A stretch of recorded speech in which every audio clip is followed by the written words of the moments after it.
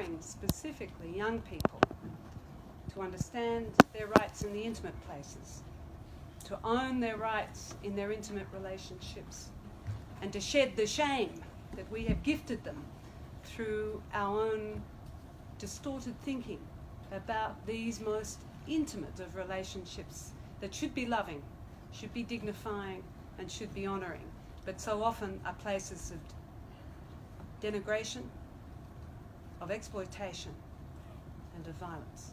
And of course, here I am talking about our identities as sexual beings, and I'm trying to point to the problem of old people for young people in regards to this question of empowerment in the space of sexual intimacy. Too often, well, more than too often, in any place where we seek to suppress the provision of information, of fact, of skills, indeed of education, no matter how young. That's a baby, huh? It's a peacock. Well, you know, I could go down there, but I shan't. No matter, aren't you? Yeah. Oh, come on, you're inviting me now, and that's not helpful. Get me back on the straight and narrow path of being a proper UN official. No matter how young or old, there can be no excuse for silencing this part of us, which is as natural as breathing, as essential as eating, and as critical as shelter. And that's why today we're so thrilled to have Karin, Avni, and Makeda join us to talk about and to launch this next edition of the International Technical Guidance on Sexuality Education here as part of the Human Rights Council. It's our purpose to explain to you what's in that guidance and the evidence base for it. It's our purpose to encourage the Human Rights Council to understand this is its business.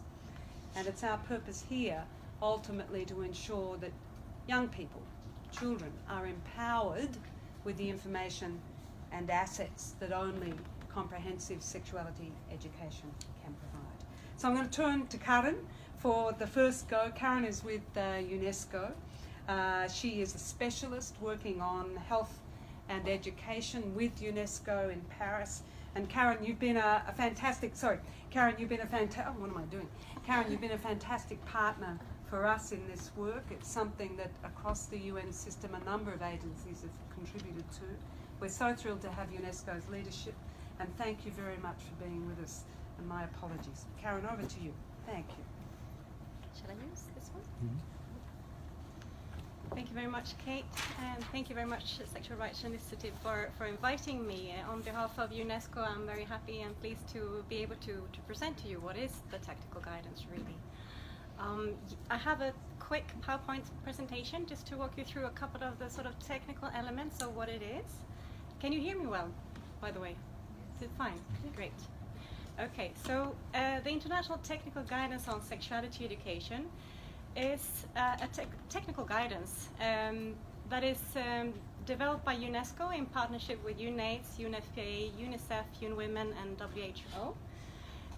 So it's been a very long process in terms of what is it that needs to be included, what is it that UN agencies can recommend to be incorporated and to be updated, because this is an update from the previous technical guidance that was released in 2009. Can I have the next slide, please? Can you see? It's a bit texty, but so the core purposes is that it is a technical tool for member states and for key stakeholders in order to know how to identify the characteristics of effective comprehensive sexuality programs, and also recommendations on essential topics and also specific objectives that should be covered in comprehensive sexuality education for different age groups. So you have different content issues related to different age groups, same as all kinds of educational issues that you learn about certain things in certain ages. You have also outlined approaches for planning, delivering, and monitoring of effective comprehensive sexuality education. So these are the sort of three components of what's within the technical guidance, and these are voluntary guidance and recommendations on behalf of the UN partners to member states in order to improve, to reflect on what's included in their own national curricula as support for them when they further develop their own national recommendations. Could I have the next one? So why is it important to have a technical guidance? Well, there are a couple of misunderstandings sometimes. Sometimes there are insecurities about what is it really that comprehensive sexuality would entail, and how would I transfer that to knowledge, and how can I talk about this in my school.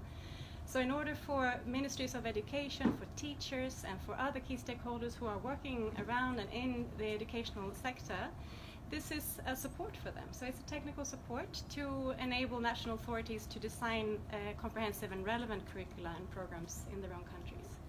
And it's also to support stakeholders with recommendations, updated recommendations on what can we do to support young people to the very best extent that we can within the school setting and outside, to equip them with knowledge and with skills so they can make responsible choices for their lives.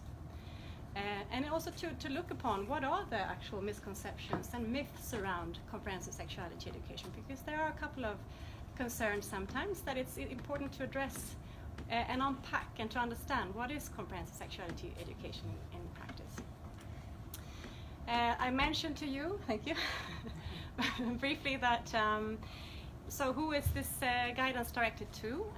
And it's of course to governments and to ministries of education, health and gender equality, among many others, who are dealing with ensuring that young people have the knowledge and support that they need in their development. It's for non-governmental organizations, but also for youth workers and young people who can use this document to look upon the latest facts, the evidence reviews, and also to key recommendations that UN partners would recommend countries to include and to reflect upon in their own national curricula. Next, please. So if we would compare the old one, which was released in 2009, and the new one, what do you see what that will be new when the new update? So we have, of course, conducted rigorous research and evidence reviews in terms of what's working, what do we know about the outcomes of comprehensive sexuality education, what kind of effects do we see, and when we assess the outcomes of comprehensive sexuality education. And this has been done at the global level, at a national level, with experts and ministries and researchers across the world. We have key concepts and topics and learning objectives that have been somewhat more enhanced and expanded compared to the previous ones, so they will be more comprehensive. They will include more content issues. And a deeper understanding that comprehensive sexuality education is really to support young people in a healthy development and overall well-being. And this is also a little bit of a new tone to look upon young people's rights and young people's, how can we support young people to have a gender equal life in practice? What would they need in terms of discussions at schools? What kind of supportive environment do we need to create in order to fulfill those promises, but more from a positive approach. So the previous guidance in 2009 was very much in that time focused on HIV prevention. So comprehensive sexuality, of course, is an important, crucial topic to address HIV prevention within, and that's also something that I will go into a little bit later on. But this is a bit broader perspective in terms of ensuring young people's well-being, not only in terms of preventing HIV, but broadly to prevent ill health more broadly, or to really support well-being in their life, the positive side of sexuality and having relationships that are supportive and healthy with mutual respect in between each other. So it goes beyond the risk and disease focus. It's reaffirming the position of comprehensive sexuality education within the framework of human rights and gender equality. Of course, it's part of the right to education, the right to information, and the right to the highest attainable standard of health. And comprehensive sexuality education is a tool to achieve that in practice also for young people.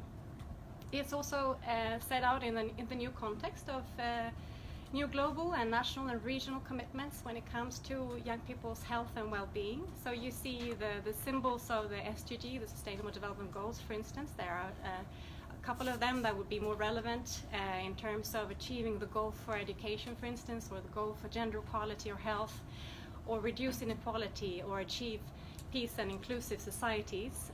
These are all national obligations that member states have signed on to. Political obligations, of course, you have the whole human rights framework that I'm sure you're well aware of. So this guidance is updated within that context to take into account member states' recent and updated and old agreements in terms of ensuring how can we make sure that young people have the rights, they can realize their rights in practice. Next one, please. So if we would look upon what is comprehensive sexuality education, I'm just going to read this. It's always a discussion about what is the definition and what's behind it and what's inside it. So this is how we define comprehensive sexuality education broadly amongst the UN partners. A curriculum-based process of teaching and learning about the cognitive, emotional, physical and social aspects of sexuality. It aims to equip children and young people the knowledge, skills, attitudes and values that will empower them to realize their health, well-being and dignity, develop respectful social and sexual relationships, consider how their choices affect their own well-being and that of others, and understand and ensure the protection of their rights throughout their lives. So this is a very long sentence, but it captures the essence of what are the core values that we would like to emphasize in the guidance. How can we ensure that young people will have the knowledge, capacities and attitudes discussed within the framework of comprehensive sexuality education? And of course, if we look upon the contents, I'm going to wrap up. We see, of course, there are different levels. Why comprehensive sexuality education is called comprehensive. So of course it addresses the knowledge in terms of addressing the physical aspect, puberty, reproduction, menstruation, how to prevent HIV, but also the analytical skills and communication skills to ensure that you have respectful relationships that would implement the human rights and gender equality perspectives in practice. How do you do that? But of course also to provide tools in terms of knowing where to turn to when you're not able to practice those rights in practice. So if you're in a situation where you find yourself being harassed or bullied in school, or if you notice gender-based violence, or to discuss harmful practices such as child and early forced marriage, this is also something that's included in the guidance. My colleague from WHO will also talk about, of course, more the evidence, practical health outcomes in terms of CEC. But I can just, if you can just click quickly, we have, and you will see when you read the guidance, which I hope you all will do, it's comprehensive because it contains many different parts, both in terms of content, in terms of new recommendations. But one key point I think to point to from UNESCO is to really anchor this in terms of evidence-based information. What is it that we know works for young people? What is it that we can technically recommend member states to include based on evidence, based on research, based on best practices? And of course we know that comprehensive sexuality education will and have had positive effects in terms of increasing young people's knowledge about sexual and reproductive health. It does not increase sexual activity. That's sometimes a myth that it would encourage young people to start having sex. We see the other way around, that it will reduce numbers of partners, it will delay sexual debut when people have the knowledge and power to decide for themselves what they want to do. Also that abstinence only is proven to not be effective. That's also important for us to point to. How can we support member states with the right tools and recommendations for them to ensure the best health of young people? Of course, gender equality is a key element, and it's important for CEC to be comprehensive in order to be effective, and also to be complementary with health services that young people need. So it's not a solution, but it will increase, of course, knowledge on where to seek services and to know how to prevent unwanted pregnancy and complete school, for instance. And you see all the different health effects that WHO will talk about. So with that, I just would like to thank you all and leave the word to Kate. Thank you. No, Karin, thank you so much. And I'm just keen that people can ask you questions. That's why I'm being rudely putting you under pressure in terms of timing. But colleagues, I think it's important that what we've heard is a multi-mandated cooperation in taking us forward into a new version of the technical guidance, that this guidance is rooted in science, it's based in evidence, not opinion, and it is normatively framed. And in that it's a great gift, but it won't mean much if we don't implement the thing and understand how best to implement it. And that's why I'm so pleased to have Avni Amin with us here from WHO. She is an expert in this intersection between gender equality, violence, and steps that we can take to prevent circumstances in which young women in particular are put in precarious situations with regards to the most intimate of rights. She's led the publication on clinical guidance for things such as child and adolescent sexual abuse, and WHO's plan of action on violence against women and girls and children. Avni, righto, so what? I mean, it's just another book. So what? Okay. Thank you. Thanks, Kate. Thanks, Karin. So I'm going to focus on 2 or 3 things. The first is, why do we need CSC? And I hope we don't have to spend a lot of time making the case for it, but just maybe look at some of the data. What does it really mean to have human rights-based approach to designing and executing or implementing CSC? What do we know about implementing CSC from countries, some of the challenges that countries have faced and how they've dealt with it? And then finally, just a little bit on holding duty bearers accountable to this. To give credit where it's due, the presentation is based on what my colleague Dr. Chandramouli has prepared, as he is the lead expert in this area in our department. So in a way, I'm just a messenger. But I will maybe ground some of these concepts in my own personal experience of having grown up in India with 0 sexuality education, and confronting as a mother of an 11-year-old who is just beginning to get sex education in the Swiss school systems, and how important I think this is. So next slide, please. So I don't really want to spend a lot of time on the data, but I do think it's important to just dwell on some of the statistics that we all are familiar with. In many settings, menstruation and the onset of menstruation is really shrouded with silence. And so what we know is that in many settings, 2 out of 3 girls report having no idea what was happening to them when they began menstruating. We all know about the pregnancy and childbirth complications being the second leading cause of death among 15 to 19-year-olds. We all know about the data on experience of sexual violence among girls, and we also know about the lack of knowledge on HIV prevention and transmission. Next slide. Can you read any of those cartoon words? Okay. Well, anyway, I apologize, but basically what they're showing is a reality that young people face today in terms of the knowledge that they get about sex and sexuality. And to make this really real, I want to tell you about what I went through when I was 11. I came home from sports day, white shorts, started my periods, had no idea what happened to me. So I go home and I tell my aunt, you know, I fell down, or actually no, I don't know how this happened. I didn't really fall down, but something's wrong with me. And all I was told is, well, now you're a woman, here's the pad.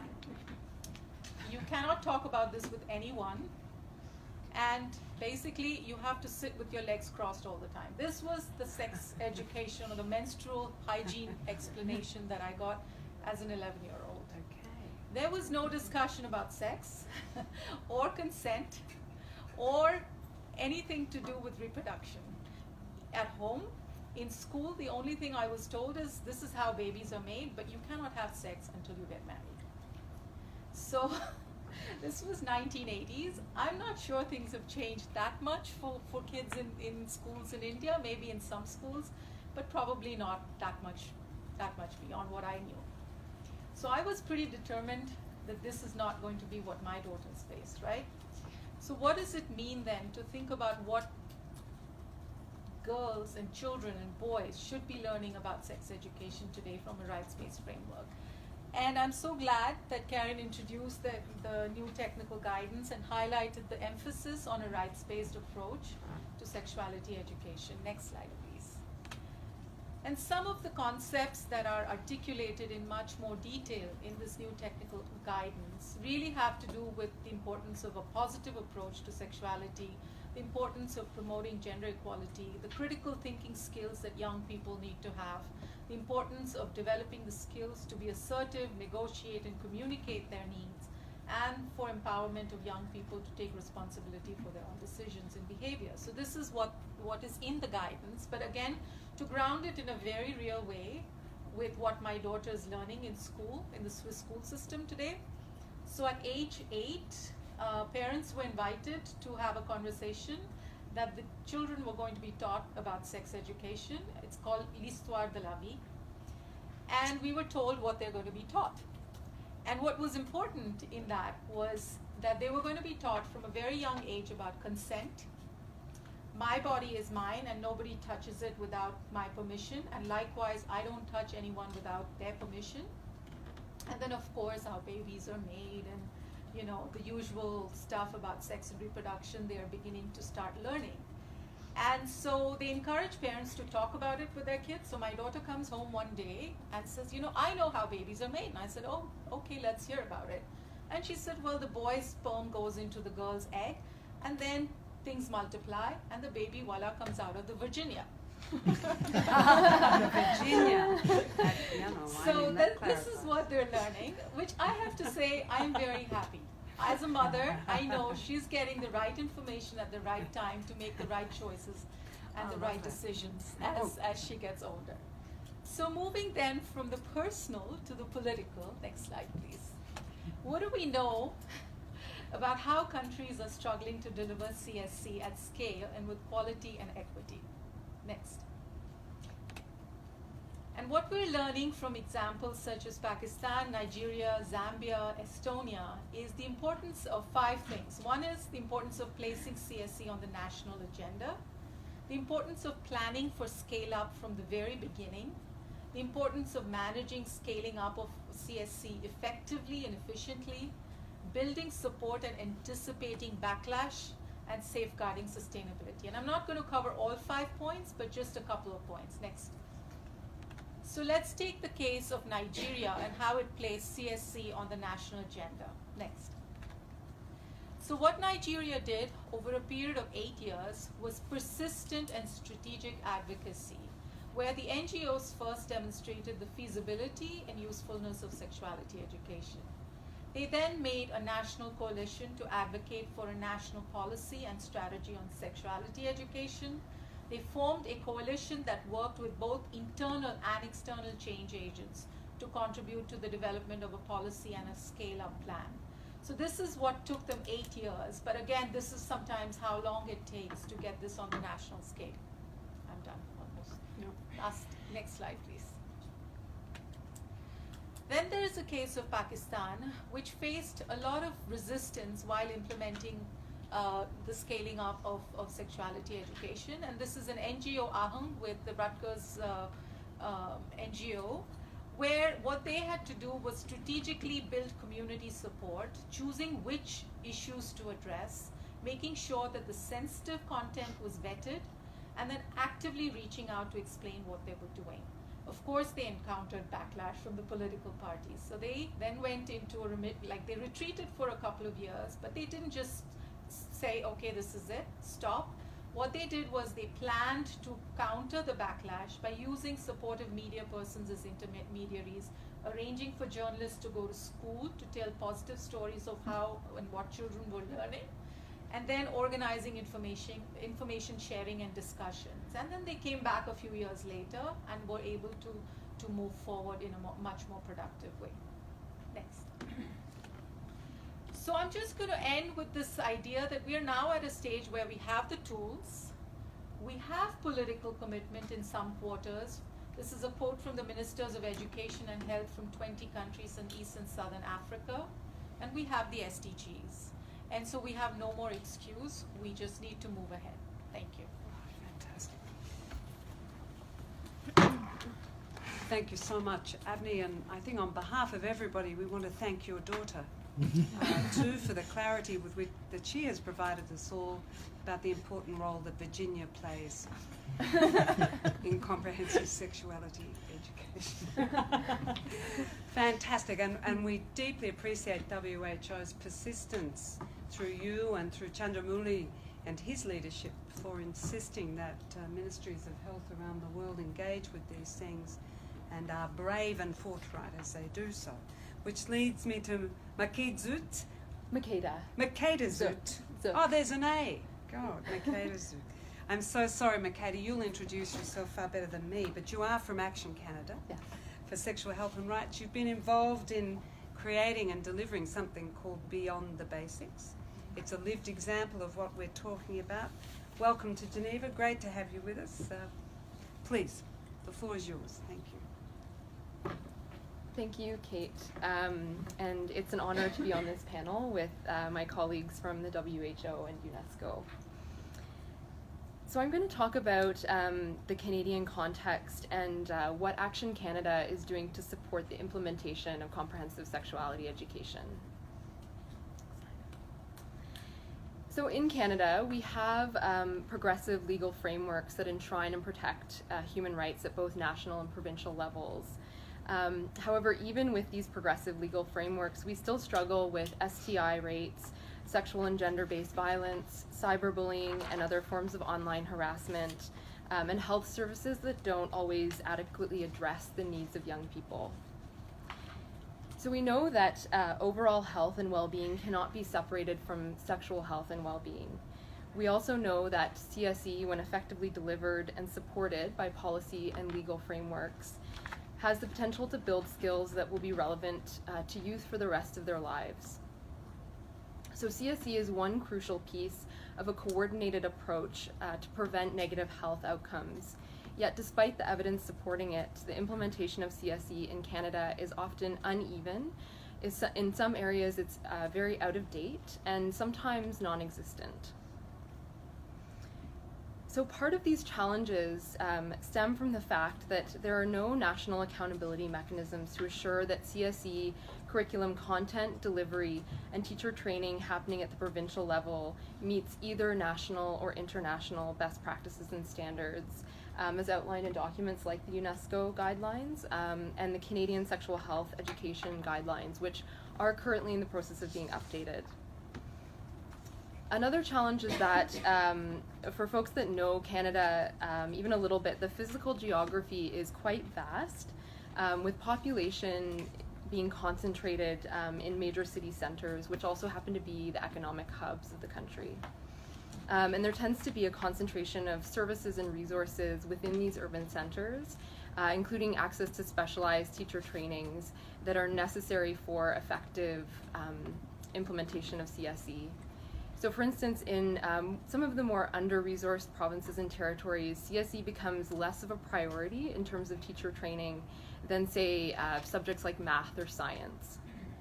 So without a priority on implementation and the financial resources and policy support to make this implementation possible, it doesn't happen, or it happens in a piecemeal way.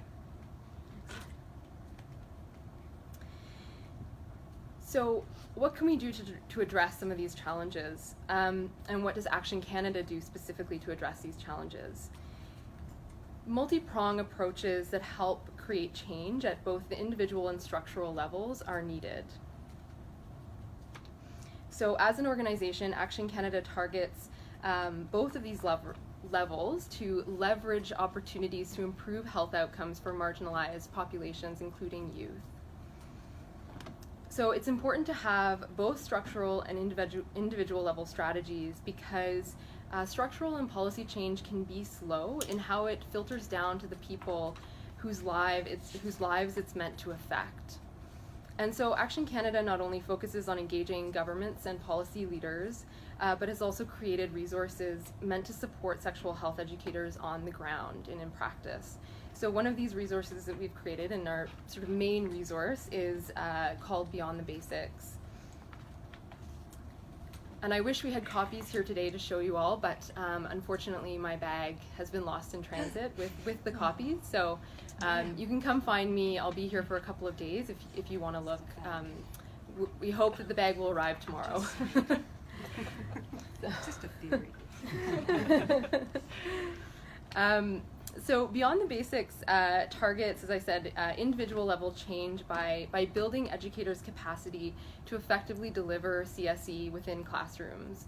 So specifically, the goal of Beyond the Basics is to equip educators with the skills, confidence, and knowledge to affect change in the lives of the young people that they work with.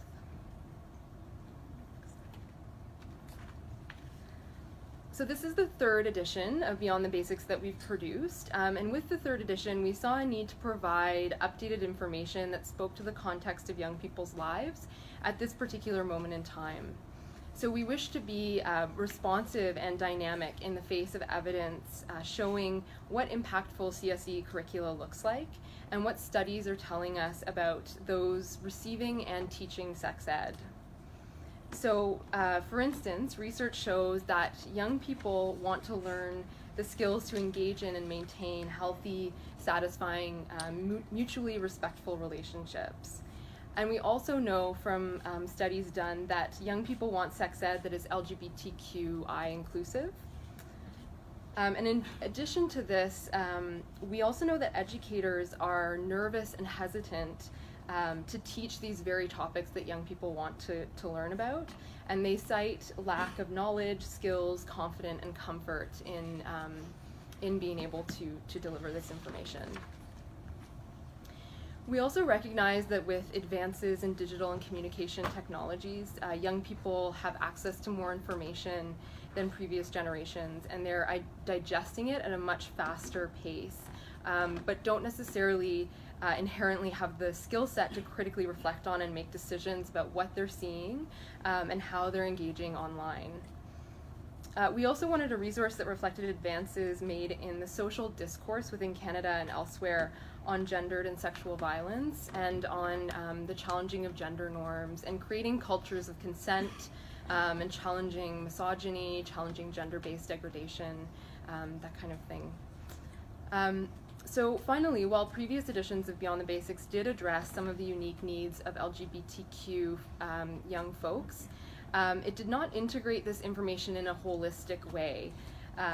So given the statistics on negative health outcomes of LGBTQ youth in Canada, we felt it was extremely important that the third edition not only be inclusive and sort of add information here and there about LGBTQ identities and experiences, but that it was integrated throughout the resource in a way that aligned with human rights values of universality, inclusion, participation, non-discrimination, and equality. So speaking of human rights values, we wanted to ensure that the third edition was solidly grounded in a human rights approach that matched the most updated international standards for CSE, like the UNESCO guidelines. And grounding it in this approach, we were able to not only provide a framework and reasoning for why LGBT inclusion, challenging of gender norms, teaching of healthy relationships, all of that was important and necessary to include, but also we wanted to address the structural factors that impact young people's health. So in Beyond the Basics, we provide educators with the tools to empower young people as human rights advocates, and in this way, both educators and students can learn how to challenge the structural factors that impede positive health outcomes. Another thing that we did was that CSE international best practice really is clear that in order to ensure that curriculum content reflects the local realities where program implementation occurs, there needs to be community consultation. So it's one of the most effective ways to ensure that curriculum content will resonate and be relevant to the intended audience. And we did this with Beyond the Basics. We actually consulted educators, LGBTQ youth, and doctors. And I won't go into necessarily the specifics, but I will just say some cross-cutting lessons learned is that we really, when engaging community, you need to allow for the time to incorporate their feedback in a meaningful way. because that's the best way that it will actually impact the people that you want it to impact. And if your program does impact youth, which CSE always does, involve youth. So in conclusion, so Beyond the Basics and resources like it cannot exist on their own. Really, the potential for change for such resources cannot be achieved if states don't offer comprehensive solutions that include both policy and financial resources to address the limited or uneven access of high-quality comprehensive sex ed, and caused by outdated and limited curricula, lack of support for consistent and high-quality delivery, and the lack of evaluation, information gathering, and accountability measures in all those areas. So the role of states is that they need to ensure they're taking leadership on the strengthening of standards for what needs to be included in curriculum. And the role of advocates like Action Canada is to really ensure that states, and particularly in the case of Beyond the Basics and the CSE work we're doing in Canada, is ensuring that Canada follows through on its commitment to human rights. Thank you. Fantastic, Makeda. Thank you so very much, and I'm sorry that time was not our friend in that regard, but I hope we can leave your last slide up because I think it's a fantastic and core message, because it is about the context in which comprehensive sexuality education is delivered, and the note you've struck on participation of those whom it's intended to benefit is absolutely key. So, colleagues, the reason I was pressing us was simply to open the floor and to allow you to interact with these fantastic, inspiring experts on a critical intervention. And I want to go first. Please do signal to me if you want to speak. I'm just going to go first to our wonderful, distinguished representative of Uruguay, who has been who has co-sponsored this event. Uruguay, please. Thank you.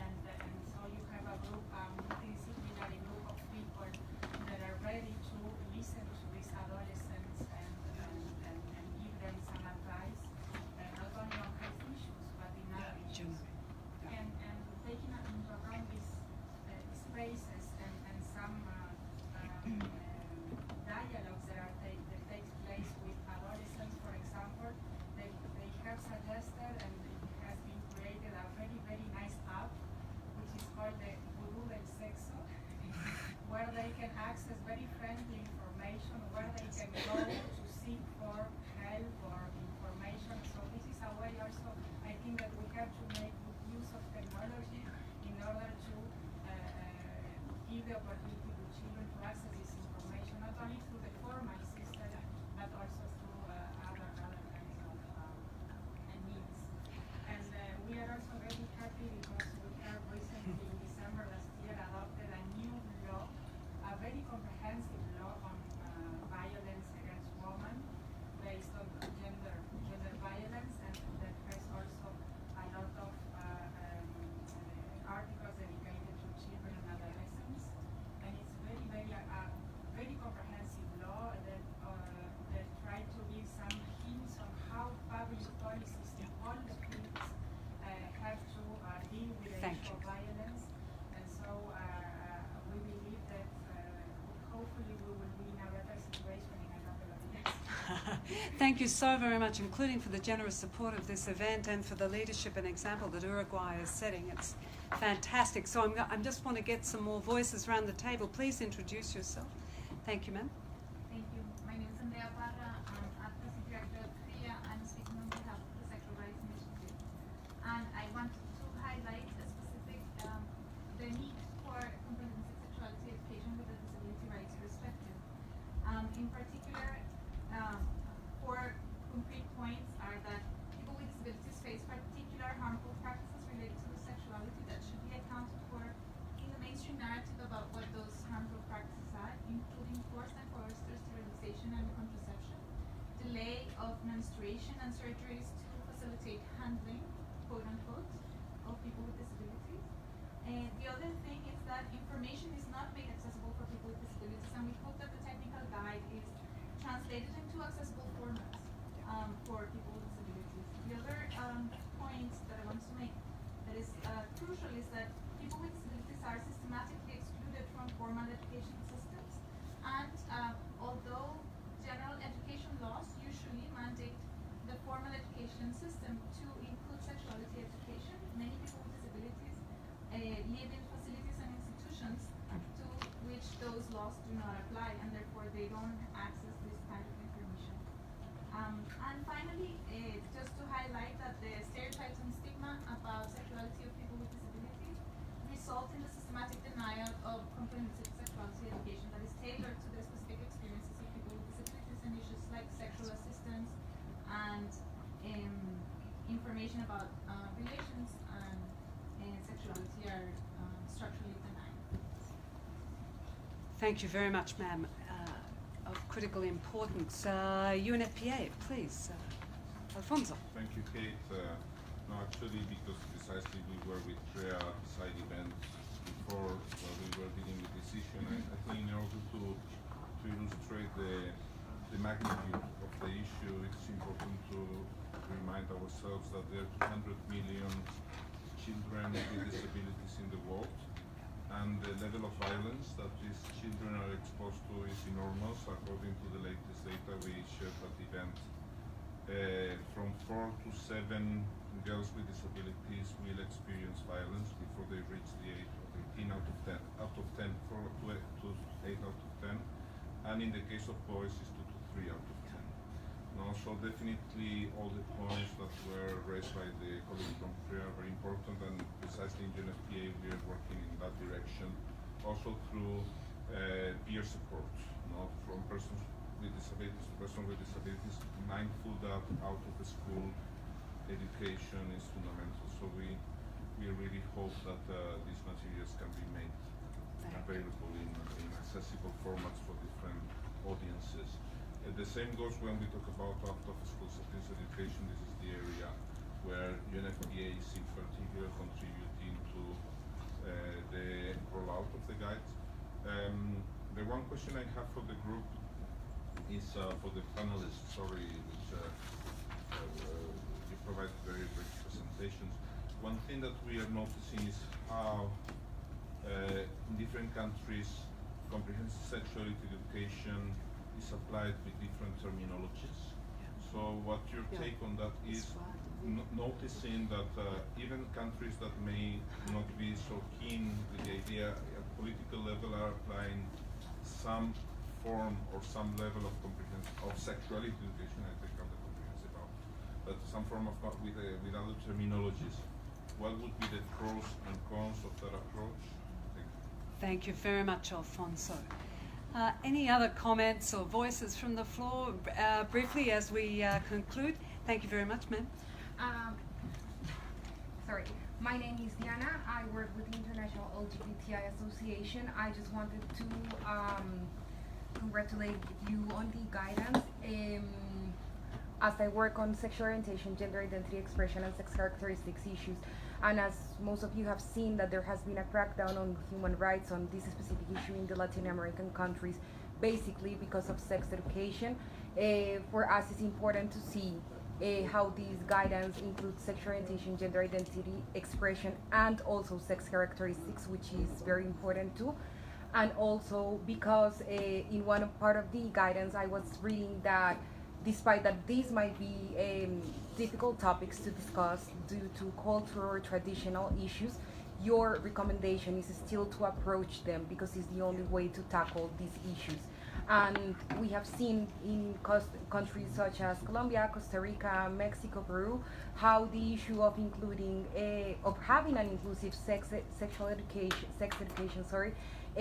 has become problematic when we talk about GSC issues. So having such document is important when working or advocating for GSC issues. Thank you. I'm being ruthless on it because we've got a queue at the door and so we have to vacate, but I want to go back to the panelists, if you don't mind. Dear colleagues, we've heard three important messages. One about intersectionality, and we'd like to understand that both from a standpoint of disability and LGBTI. The second thing, we've heard about so-called sensitive issues. I'd be very interested in your answer to the question that was asked on abortion. Okay, there wasn't a question asked. That was, oh, come on, work with me. Where does abortion and access to safe abortion fit in your messages? And thirdly, what's in a name? Does it matter what this is called? Does it really matter that it's called Histoire de Vie in Switzerland as opposed to Comprehensive Sexuality Education, which is the Australian version? Please. Please, Karin, please. Thank you very much for excellent questions. In terms of the terminology, I think within the guidance, when you read it, we have also stressed the importance that the content is comprehensive. And sometimes that could be forgotten if you just address certain elements of comprehensive sexuality education. It's called different things in different countries, but we would really like to underline to really look upon the content, and that's the comprehensiveness of it, including addressing different topics, including addressing the questions that young adolescents have for themselves, as the delegate from Uruguay pointed out, the importance of including and listening to young people. Also in terms of how can we stress the importance of non-discrimination and non-violence and creating environments of non-bullying regardless of your sexual orientation, gender identity, expression or characteristics. So that is included in the technical guidance with clear human rights references.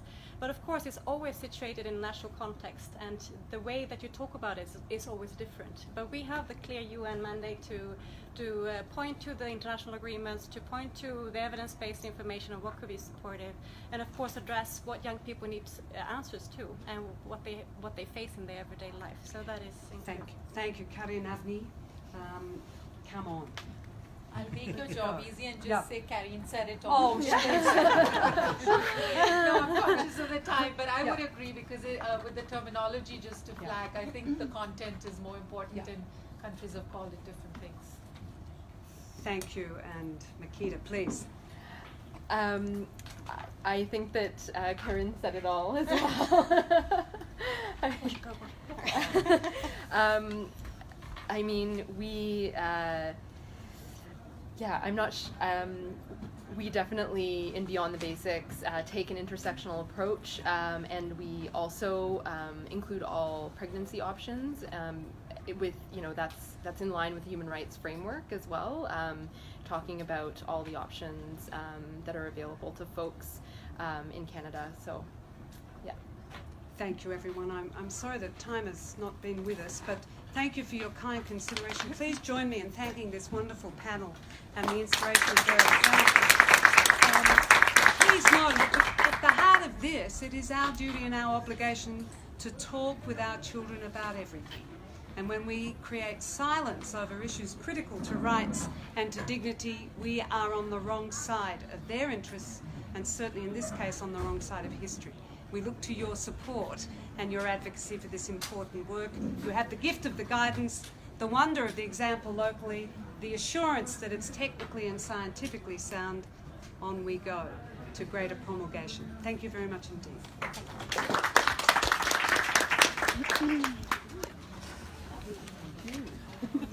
Well, that's the evening. Thank you. I don't have much time to play with. I'm sorry about that. That's all right. I wonder, we might take a picture with everybody if that. Okay, we're just going to take a picture.